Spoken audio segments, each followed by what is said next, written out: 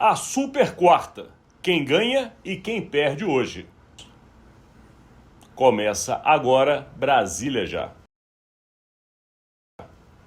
Na política, nem tudo é preto. Nem tudo é branco. Para se entender o que acontece nessa capital federal, tem que se entender vários tons. Diversos tons de cinza. E para tomar um café conosco, basta ir ao site e adquirir a nossa canequinha. Acesse lá. Olá, Rodolfo. Tudo bem, Alexandre? Olá, amigas, amigos. Estamos aí iniciando o nosso conteúdo com uma pergunta, né, Rodolfo? Que eu já vou jogar para você logo. Porque a gente tem hoje uma super quarta, a gente estava até brincando aqui antes da gente iniciar esse conteúdo, que como o brasileiro tem um hábito de acabar repercutindo ou até copiando o que é muito comum nos Estados Unidos. Essa coisa da super quarta, super quinta, super terça é bem de lá. Mas hoje, de fato, o governo vai ter um grande teste, o governo federal, com relação ao Congresso Nacional, numa super quarta que promete. E aí eu passo a pergunta: quem ganha e quem perde hoje, Rodolfo? Olha, Alexandre, essa aí é a grande pergunta, né? A grande expectativa de todos, porque, enfim, a gente ainda não tem muita condição de saber. São mais de 30 vetos, 33 vetos que estão na pauta do Congresso, e que podem impor derrotas importantes para o governo. O governo está negociando. Domingo o presidente Lula teve aquela conversa com o presidente da Câmara, Arthur Lira, para começar a azeitar. Ontem o ministro da Casa Civil, Rui Costa, foi à Câmara, entrou calado, saiu calado, né? Foi só diretamente ao gabinete do presidente da Câmara, Arthur Lira, para conversar, acertar essas coisas, enfim.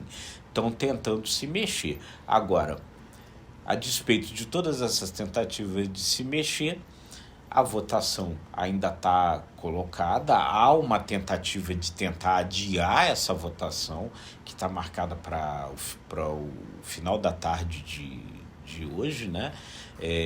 Mas, enfim, ainda não há nada a respeito disso. E aí é o que se sabe, né? Porque você tem ali uma série de coisas que podem provocar derrotas grandes para o governo. A questão das saidinhas dos presos, a questão do orçamento, isso tudo está sendo negociado, mas ainda sem perspectiva de que o governo consiga reverter uma possibilidade de derrota. Então, respondendo um pouco a sua pergunta, nesse começo de dia, a perspectiva maior é de derrota do governo. Eu também vou na mesma linha, apesar da gente ter verificado já de segunda-feira para cá que realmente o discurso está afinado. Tanto Lula do lado dele, quanto Arthur Lira do lado dele, quando falam com os jornalistas, cada um em seu momento, acabam repetindo o mesmo discurso. Portanto, ali já se mostra uma sintonia. Agora, de fato, o teste está sendo colocado. Agora, ontem o governo já perdeu. Porque no caso do Senado, o governo não queria nem mesmo que o assunto relativo à questão dos quinquênios chegasse a ser discutido. E ele já começou a ser discutido.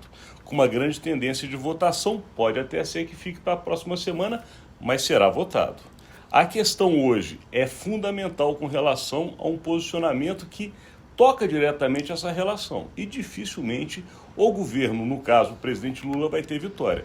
A questão da saidinha, a gente sabe que é uma questão quase que emblemática deste Congresso Nacional atual. Dificilmente vai recuar nisso aí. Pode até se achar alguma alternativa de o governo mandar depois um novo projeto, isso já está sendo discutido. Mas dificilmente o veto deixa de ser derrubado.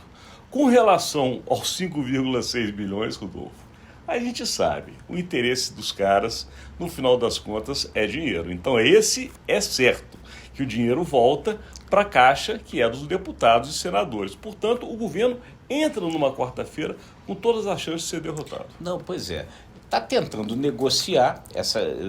Você vê que a situação é frágil, né? Porque está tentando negociar agora um valor para essa questão do orçamento. Quer dizer, que não sejam uns 5,6 bilhões, que seja um valor menor negociado. O governo quer 2, o Congresso quer chegar a mais de 3 bilhões, enfim. Então, se já está negociando, é que já está vendo que a chance, enfim, de manter o veto inteiramente não tem. Ainda tem um outro veto, aí que também é complicado para o governo, que é o veto que estava na lei do orçamento, dizendo que o governo teria que ser obrigado a liberar todas as emendas individuais. Então, esse também é um veto complicado, que o governo também pode perder. Voltando a ontem que você falou sobre o início da votação dos quinquênios lá no Senado, houve uma derrota na Câmara também, porque a Câmara aprovou o projeto do PERSE. Houve ali uma negociação, não foi totalmente do jeito que estava inicialmente, mas foi aprovado e é um impacto estimado de 15 bilhões de reais na história do PERSE. Então, quer dizer, o governo ele vai tendo essas derrotas, são situações ali que impactam nas contas públicas, diminuem a possibilidade, portanto, do governo cumprir a meta fiscal de déficit zero. Essa situação é complicada. Olha só, o dilema, tentando ser bem rápido, porque a história não é fácil de se explicar. Mas o governo tem como desafio não gastar mais do que pode para manter a austeridade. O Congresso Nacional, para apoiar o governo, quer dinheiro, e são bilhões. Portanto, se o governo agrada o Congresso para ter as suas pautas votadas, muitos bilhões são colocados fora do orçamento e o governo tende o risco de não ser austero. Por outro lado, se o governo ficar sendo austero como deseja o Congresso, ele não recebe o que ele quer, Rodolfo Lago. E aí? É uma grande armadilha, né? Fica muito difícil de resolver. Aí vinha o que estava acontecendo. O cronograma de liberações estava muito baixo. Até a semana passada a informação é de que só tinha liberado em torno de 1% do que estava previsto. Aí resolveu então acelerar, liberou 2,4 bilhões de reais, mas liberou de uma forma que irritou o Lira, porque liberou mais para o PT, para o MDB e para o PSD. O PP ficou em 10º lugar só, o PP partido do Lira, então o Lira se irritou. Então, na verdade, quer dizer, existe aí realmente uma necessidade de azeitar mais essa coisa, essas relações. Essas liberações são de responsabilidade do ministro da Casa Civil, Rui Costa.